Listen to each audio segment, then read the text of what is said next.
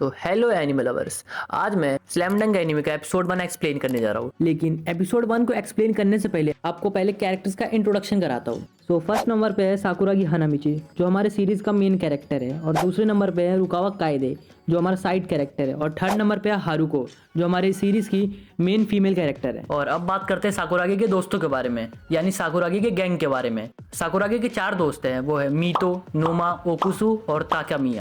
Episode first की starting में हमें एक बास्केटबॉल मैच दिखाया जाता है, जिसमें हमारा हीरो हीरोइक एंट्री मारते हुए अपना इंट्रोडक्शन देता है। I am the genius basketball player Sakuragi Hanamichi, और एंट्री देते ही रिंग में गोल कर देता है।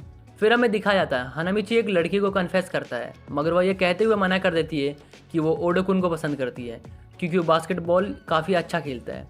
दूसरी तरफ हानामिची के दोस्त उसके फेलियर को सेलिब्रेट करते हुए बोलते हैं, तुम अपने जूनियर हाई स्कूल के लास्ट ईयर में हो और तुम 50वीं बार रिजेक्ट हो चुके हैं। ये वर्ल्ड रिकॉर्ड कोई भी ब्रेक नहीं कर पाएगा। हानामिची अपने दोस्तों के सिर पर मारता है और सुनसान रास्ते पर चलने लगता है, जहाँ हर तरफ गम ही गम होता है और ठंडी ठंडी हवाएं चल रही होती है और बैकग्राउंड में सैड म्यूजिक।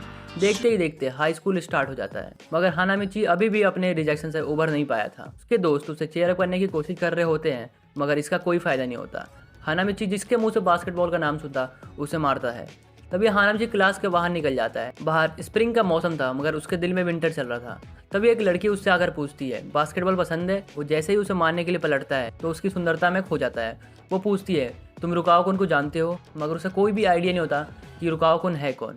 अब हानामिची बास्केटबॉल खेलना चाहता है, इसलिए वो प्रैक्टिस स्टार्ट कर देता है। वो प्रैक्टिस कर ही रहा होता है, तभी कुछ थर्ड ईयर्स के बच्चे आकर उसे मारने लगते हैं और बोलते हैं लंच टाइम में टेरेस पर मिलना। मगर हानामिची को गुस्सा आ जाता है और वो उन्हें मारने लगता है। सभी बच्चे हानामिची से डर जाते हैं। तभी हारुको हानामिची को बुलाती है। उसकी आवाज़ सुनकर वो उन्हें नहीं मारता और हारुको से बात करने लगता है। हारुको उसे बास्केटबॉल कोर्ट दिखाने लाती है और बताने लगती है, जब मैं हाई स्कूल में थी तब मुझे बास्केटबॉल बहुत पसंद था। मैं एक अच्छी प्लेयर नहीं हूँ, मगर मुझे बास्केटबॉल देखना पसंद है। और वो बास्केटबॉल खेलने लगती है, मगर खेलते खेलते गिर जाती है और बोलती है, मैं एक अच्छी प्लेयर नहीं हूँ। फिर पूछती है, तुम्हें पता है डंक क्या होता है? हानामिची को लगता है वो टैंक की बात कर रही है। हारुको बताती है, ये एक मूव होता है बास्केटबॉल में। मेरा भाई जब भी स्लैम डंक करता है तब अपोजिशन टीम भी चेयर अप करने लगती है। वो बोलती है, रुकावा-कुन भी स्लैम डंक बहुत अच्छा करता है, मगर हानामिची को कोई आइडिया नहीं रहता ये रुकावा है कौन।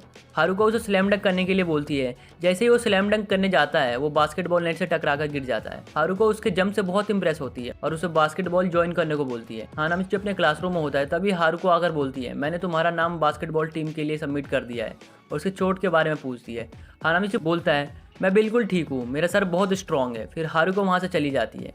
हानामिची के दोस्त उसे बोलते हैं, हारुको प्रीटी है, पोलाइट है, इसका मतलब उसका बॉयफ्रेंड जरूर होगा। मुझे लगता है रुकावा उसका बॉयफ्रेंड है। तुम ये बात हारुको से क्यों नहीं पूछते?